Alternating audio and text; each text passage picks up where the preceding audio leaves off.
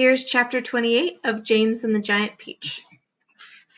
One by one, the travelers came out again onto the top of the peach and gazed carefully around.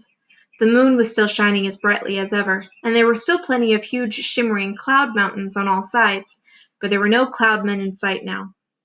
"The peach is leaking," shouted the old green grasshopper, peering over the side. "It's full of holes, and the juice is dripping out everywhere." "That does it!" cried the earthworm. "If the peach is leaking, then we shall surely sink." "Don't be ridiculous," the centipede told him. "We're not in water now." "Oh, look!" shouted the ladybug. "Look, look, look! Over there!" Everybody swung round to look. In the distance and directly ahead of them they now saw a most extraordinary sight. It was a kind of arch, a colossal curvy-shaped thing that reached high up into the sky and came down again at both ends. The ends were resting upon a huge flat cloud that was as big as a desert. "Now what in the world is that?" asked James. "It's a bridge. It's an enormous hoop cut in half. It's a giant horseshoe standing upside down." "Stop me if I'm wrong," murmured the centipede, going white in the face. "But might those not be cloud-men climbing all over it?" There was a dreadful silence. The peach floated closer and closer. "They are cloud-men. There's hundreds of them, thousands, millions." "I don't want to hear about it," shrieked the poor blind earthworm. "I'd rather be on the end of a fish-hook and used as bait than come up against those terrible creatures again." "I'd rather be fried alive and eaten," wailed the old green grasshopper. "Please keep quiet," whispered James. "It's our only hope." They crouched very still on the peach, staring at the cloudmen.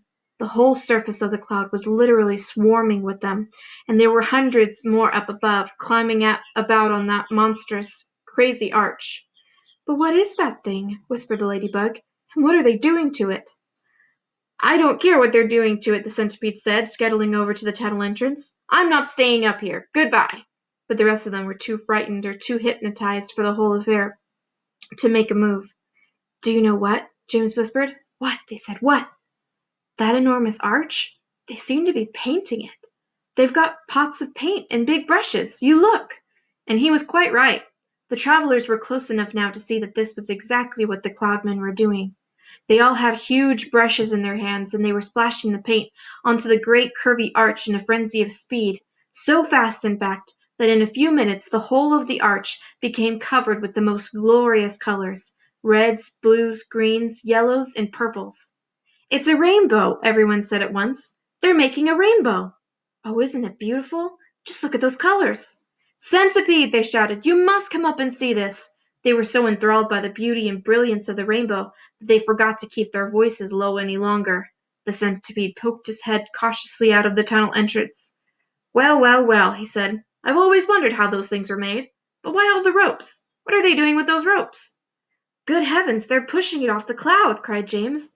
"There it goes! They're lowering it down to the earth with ropes." "And I'll tell you something else," the centipede said sharply. "If I'm not greatly mistaken, we ourselves are going to bump right into it." "Bless my soul, he's right!" the old green grasshopper exclaimed. The rainbow was now dangling in the air below the cloud. The peach was also just below the level of the cloud, and it was heading directly toward the rainbow, traveling rather fast. "We are lost!" Miss Spider cried, wringing her feet again. "The end has come!" "I can't stand it!" wailed the earthworm. "Tell me what's happening." "You're going to miss it!" shouted the ladybug. "No, we're not." "Yes, we are." "Yes, yes, no, oh my heavens!" "Hold on, everybody!" James called out, and suddenly there was a tremendous thud as the peach went crashing into the top part of the rainbow.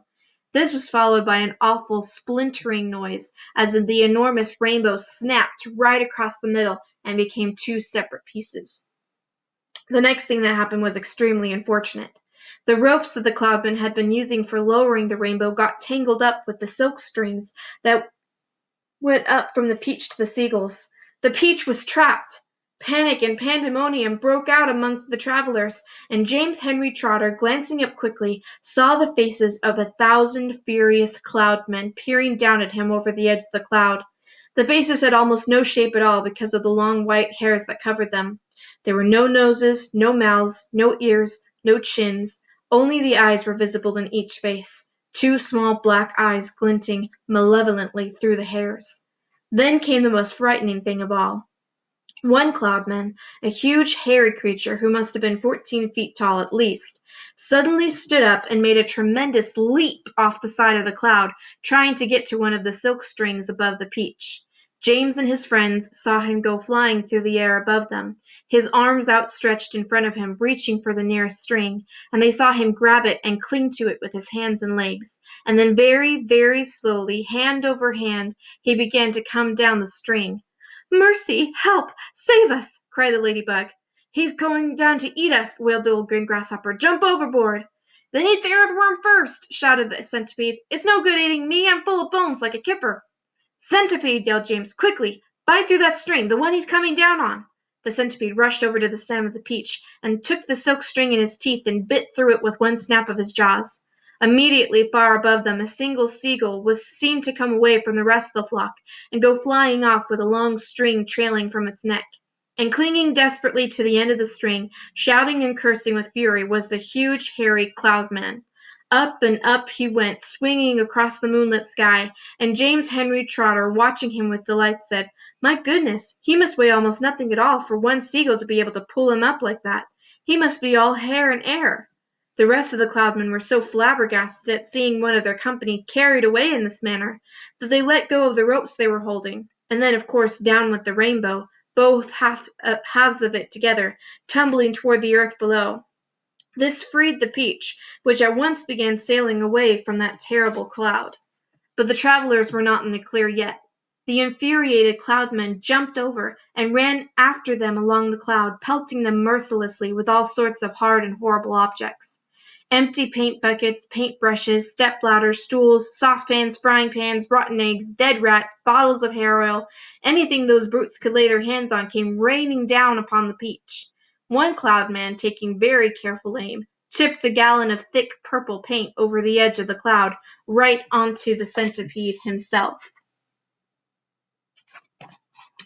The centipede screamed with anger. "My legs!" he cried. "They are all sticking together. I can't walk, and my eyelids won't open. I can't see, and my boots! My boots are ruined!"